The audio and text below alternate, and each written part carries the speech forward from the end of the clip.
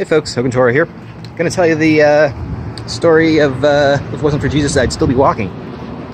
So I had moved to Temecula with my then girlfriend, who would one day be my ex-wife, and she had a job at a bank right away. I wasn't working. It was Halloween. We went to her coworker's Halloween party, and got there. It was a good party, a bunch of people, some music. She was talking to everybody. She knew everybody. I knew nobody, and I hadn't really developed the social skills to be outgoing and meet people. So I just kind of sat next to the large drum of Long Island iced tea, the jungle juice that they had made, and just kept drinking. And I drank quite a bit, I think. We went to 3 parties that night. I remember going to 2. And I remembered what happened kind of after the fact. So basically, I was just being completely obnoxious. And the 3rd one, they had to get me out of there before some guy kicked my ass, supposedly. I don't remember what I said. But on the way home, she was giving a friend a ride home as well. I was in the back seat because I was just really that drunk. I couldn't really sit up. We're in line for Jack in the Box, and what happens is I roll down the window and I start throwing up out of the side of the car, and I'm just like bleh, bleh, bleh, bleh, all over the door. So she goes, and I'm in the seat behind her.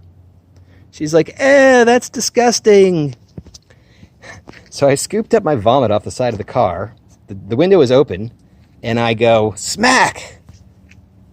I slapped her with my vomit.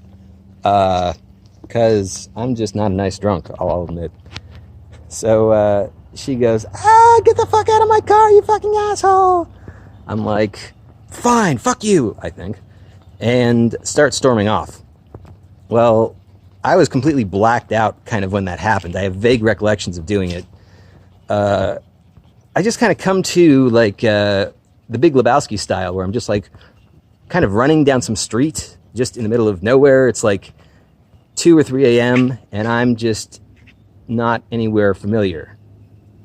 So we just moved to Temecula I don't know, a month or 2 before, so I had no idea which direction was which. I was just on some suburban side street. So I find the main kind of drag, and there's nothing around there. It's Temecula. There's just nothing. So I look right, I look left, and I'm like, I think it's this way. So I start walking in the direction I think my home might be, because I kind of remember running out of the car, and I knew that she probably wasn't coming back. Or wherever I did, I eluded her. I'm a ninja like that. If I want to vanish, I can. So I start walking. And I walk. Mind you, I'm dressed as Hugh Hefner, so I'm wearing bedroom slippers, a robe, and I had put baby powder in my hair to make it look white. What I did then was I walked. I walked and I walked and I walked. And I didn't have my phone on me, didn't have any cash on me. There was nothing in my pockets, absolutely nothing. I had nothing in my pockets. So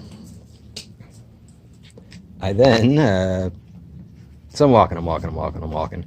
It's, the sun starts coming up. I have been walking for probably about 5 hours at this point. I don't know, felt like a while. And the sun's coming up, and the sun's up. And I finally get to a sign that tells me directions. And it's Anza, 9 miles.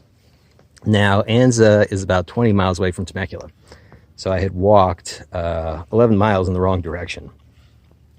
Sun was up, it's getting hot, I have no money, there's no water, there's no houses, there's no nothing. I'm fucking in the middle of fucking nowhere, and I'm completely fucked. And, what are you gonna do? You either lie down and die, or I just keep turn around and walk the other way.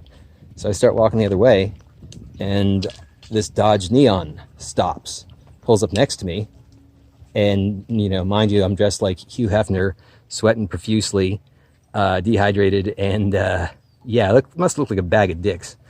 But the guy stops, and it's this Mexican dude. He's like, "Do you need a ride, man?" I'm like, "Yes."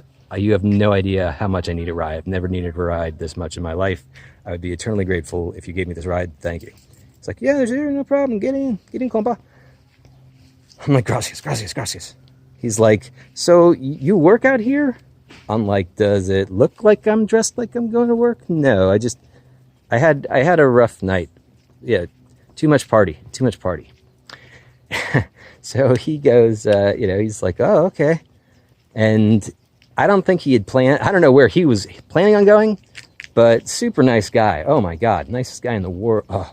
If he would have asked me to suck his dick, I probably would have, because that's how grateful I was for his help. Because I'd probably would have died on that road if it wasn't for that guy.